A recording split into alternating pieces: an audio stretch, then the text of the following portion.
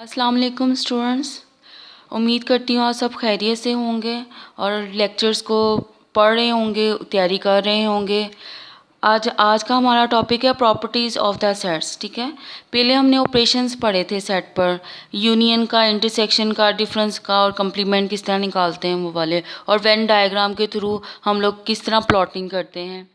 अब हमारे पास है प्रॉपर्टीज़ ऑफ द सेट्स। ठीक है, यूनियन की और इंटरसेक्शन की प्रॉपर्टीज़ किस तरह लगाई जाती हैं।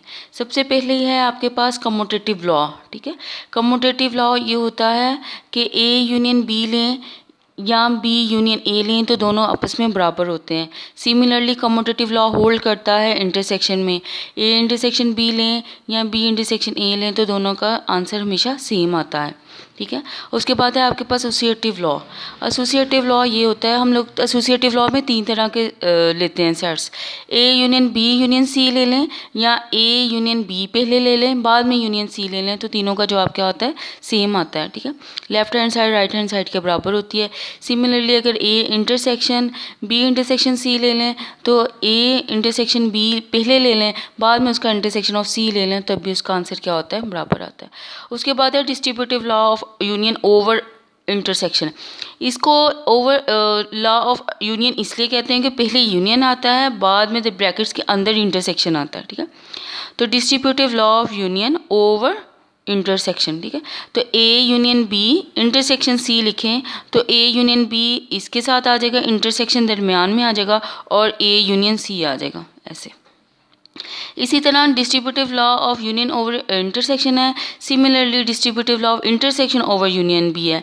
आपके पास आ जाएगा A intersection B union C, तो इसको लिखेंगे ए इंटरसेक्शन बी, यूनियन दरमियान में आ जाएगा और ए इंटरसेक्शन सी।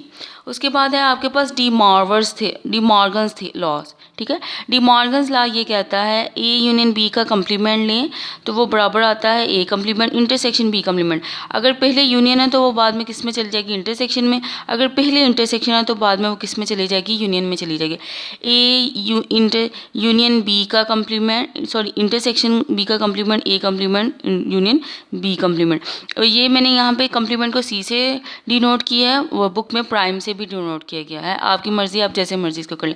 अब हम क्या करेंगे, हम इसका प्रूफ सीखेंगे कि इसको प्रूफ किस तरह किया जाएगा, डी मॉर्गन्स लॉ को और distributive law of union over intersection को। सबसे पहले है मैं डी मॉर्गन्स थ्योरम प्रूफ करूँगी। ठीक है, ये है ए यूनियन बी का कंप्लीमेंट बराबर है ए कंप्लीमेंट इंटरसेक्शन बी कंप्लीमेंट। ये भी एक सेट है और ये भी एक सेट है, तो दोनों सेट्स को इक्वल शो करने के लिए, यानी कि ए सेट बराबर है बी सेट के, तो हम इसको ऐसे शो करते हैं कि A is a subset of B and B is a subset of A, then both sets are equal. ठीक है, इसी तरह हम इसका एक मेंबर लेंगे और इसको मेंबर साबित कर देंगे। हमने कर लिया लेट एक्स बिलोंग्स करता है ए यूनियन बी के कंप्लीमेंट को। हमें पता है कंप्लीमेंट में वो एलिमेंट्स आते हैं जो सेट में मौजूद नहीं होते। जैसे अगर आपने सी कंप्लीमेंट लेना है, ठीक है, तो सी कंप्लीमेंट का मतलब होता है यू माइनस ए लेंगे।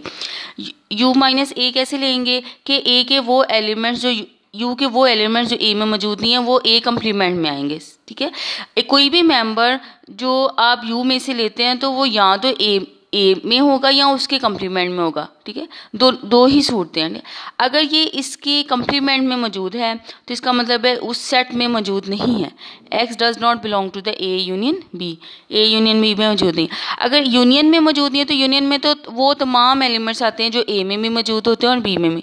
तो इसका मतलब ये है X is does not belong to A, तो इसका मतलब ना तो वो एक्स ए में है ना ही वो एक्स बी में। देखिए एक्स ए में भी नहीं है, एक्स बी में भी नहीं, तो इसका मतलब है लेकिन वो कंप्लीमेंट में तो होगा। मैंने पहले बताया है कि जो कोई भी आप मेंबर लेते हैं यू में से, यूनिवर्सल सेट में से, तो वो जो सबसेट्स होते हैं उसके या तो वो ए में आएगा या उसके कंप्लीमेंट आएगा। अगर वो ए में नहीं है तो इसका मतलब क्या है, वो उसके कंप्लीमेंट में मौजूद है, ए कंप्लीमेंट। इसी तरह X belong to the B complement, A complement में है और बी कंप्लीमेंट में है, दोनों में मौजूद है, तो इसका मतलब क्या है, वो उसकी इंटरसेक्शन में भी मौजूद है।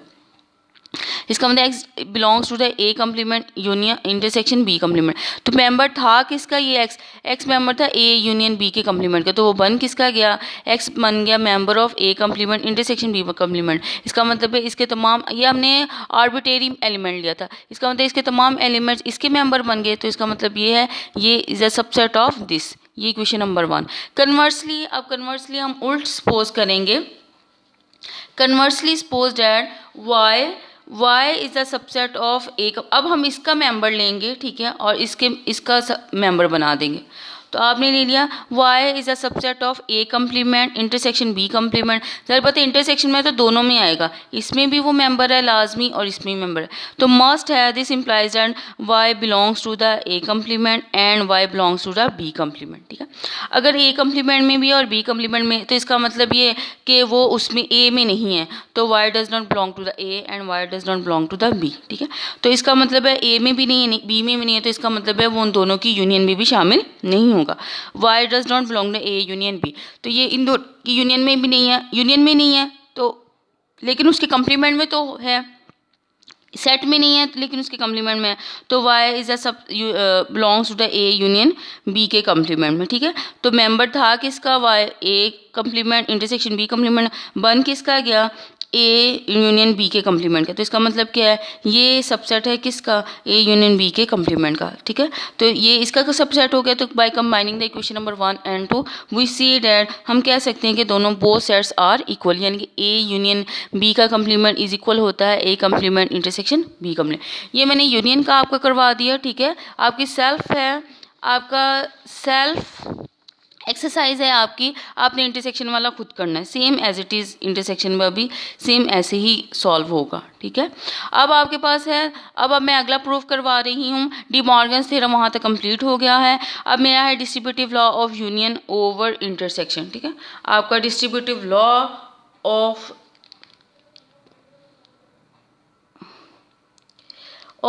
यूनियन ओवर इंटरसेक्शन है आपके पास, तो उसके लिए आप क्या करेंगे, A union B intersection C लेंगे, तो A union B intersection A union C. ठीक है, आपने लेट कर लिया X is a member of this. ठीक है, A union B union C, अगर यूनियन है तो यूनियन में और आता है, तो एक्स या तो ए का मेंबर होगा या एक्स इसका मेंबर होगा, ए इंटरसेक्शन सी का मेंबर होगा। हम सपोज कर लेते हैं X belongs to the A, या वो एक्स ए में होगा, या X belongs to the A B intersection C. ठीक, अगर तो एक्स ए में मौजूद है, तो एक्स ए में मौजूद है, तो इसका क्या मतलब है, इसकी यूनियन में तो आएगा ना, ए में मौजूद है, यूनियन में तो तमाम एलिमेंट्स आते हैं जो ए में भी होते हैं और बी में। इसका मतलब मस्ट है कि एक्स बिलोंग करेगा आपके पास ए यूनियन बी में, और एक्स मस्ट बिलोंग करेगा ए यूनियन सी। ये हमें कैसे पता चले, उसकी बी के साथ यूनियन लेनी है और सी के साथ, ये वाले आपकी राइट हैंड साइड पर उसकी यूनियन किसके साथ है, बी के साथ, उसकी यूनियन सी के साथ है। ठीक है, इसलिए हमने लिया X belongs to the A union B and X belong to the A union C. तो ये इसकी यूनियन इसमें भी लाई करता है, इसकी भी इसमें भी लाई करता है, दोनों सेट्स में मौजूद है, तो इसका मतलब है वो दोनों के इंटरसेक्शन में मौजूद होगा। ठीक है, तो एक्स मस्ट है बिलोंग कर रहा है A union B intersection A union C. तो मेंबर किसका था, इसका A union B intersection C का, तो वो मेंबर किसका बन गया, A union B intersection A union C. तो ये इसका मतलब ये इसका सबसेट है, ये क्वेश्चन नंबर 1 है। अब कन्वर्सली सपोज दैट हम ले लेंगे y बिलोंग, अब हमने इसका मेंबर लेना है और बनाना किसका है, इसका मेंबर बनाना है, तो हमने इसका मेंबर ले लिया। मेंबर लेने के बाद ये इंटरसेक्शन में, तो इंटरसेक्शन में दोनों सेट्स में वो एलिमेंट होना ज़रूरी है, तो इसका क्या मतलब है, y इसमें भी मौजूद है और y इसमें भी मौजूद है, तो क्या आ जाएगा आपके पास, y belongs to A union B में मस्ट है and y belong to A union C, दोनों में लाजमी है। ठीक है, अब हम पहले केस लेते हैं, y belongs to A union B. Union में क्या होता है, इंटरसेक्शन में और आता है, और यूनियन में आपके पास इंटरसेक्शन में एंड आता है, और यूनियन में आपके पास और आता है। ठीक है, तो अब क्या है आपके पास, ये y बिलोंग्स होता है ए यूनियन बी में। ठीक है, तो या तो वो ए में मौजूद होगा या वो बी में, either y belongs to A या और y does not belong to A, दो ही पॉसिबल हैं कि या तो वो ए को बिलोंग करता है या ए को बिलोंग नहीं करता। अगर तो वो ए को बिलोंग करता है, ठीक है। तो ए को बिलोंग करता है तो जारी बात है ए की जिसके साथ भी यूनियन होगी वो उसमें मौजूद होगा। तो ए की यूनियन हम किसके साथ ले लें, A union B intersection C. ये क्यों लिया बी इंटरसेक्शन सी, ये आपकी लेफ्ट हैंड साइड में जैसे उसने लिया हुआ है वैसे लेना है। जब हमने पहला प्रूफ करना है तो आपने राइट हैंड साइड देखनी है, जब कन्वर्सली सपोज करना है तो आपने लेफ्ट हैंड साइड देखनी है। तो वाई बिलोंग्स करता है A union B intersection C को, ठीक है। अब क्या है आपके पास, मेंबर किसका था, इसका, वन किसका गया, इसका, तो इसका मतलब ये इसका सबसेट है। ये तब है जब आपके केस नंबर 1 है कि वाई बिलोंग्स करता है ए को। अब है आपके पास केस नंबर 2 जब Y does not belong to A, जब वो ए को बिलोंग नहीं करता। अब देखिए वाई ए को बिलोंग नहीं करता, लेकिन ऊपर तो ये दिया हुआ है कि वाई इसकी यूनियन में आ रहा है और y इसकी भी यूनियन में आ रहा है, लेकिन y a में नहीं है। तो इसका मतलब है y किस में है, b में, क्योंकि यूनियन में तो शामिल है ना। और इसमें भी क्या है, y a में मौजूद नहीं है केस नंबर 2 के मुताबिक, लेकिन y इन दोनों की यूनियन में आ रहा है। तो इसका मतलब है y किस में मौजूद है, c में। तो this implies that y belongs करता है b as well as y belongs करता है c, दोनों में बिलोंग कर गया, ठीक है। तो आप इन दोनों में मौजूद है तो इसका मतलब क्या है, उन दोनों की इंटरसेक्शन में मौजूद होगा। y belongs to the a intersection b। अब y इसकी इंटरसेक्शन में मौजूद है, इस सेट की इंटरसेक्शन, तो ये सेट जिस मर्जी के साथ यूनियन ले लेगा तो y उसमें भी चलेगा। अब ये सेट हमने किसके साथ यूनियन ले लिया, a के साथ यूनियन ले लिया, तो y किसको बिलोंग करके इसको। अब y मेंबर क्या था, इसका, वन किसका गया, a union b intersection c। तो इसका मतलब क्या, ये इसका सबसेट हो गया। A union B intersection A union C is a subset of A union B intersection C. तो both combining the equation number 1 and 2 we see that कि both left hand right side are equal, ठीक है।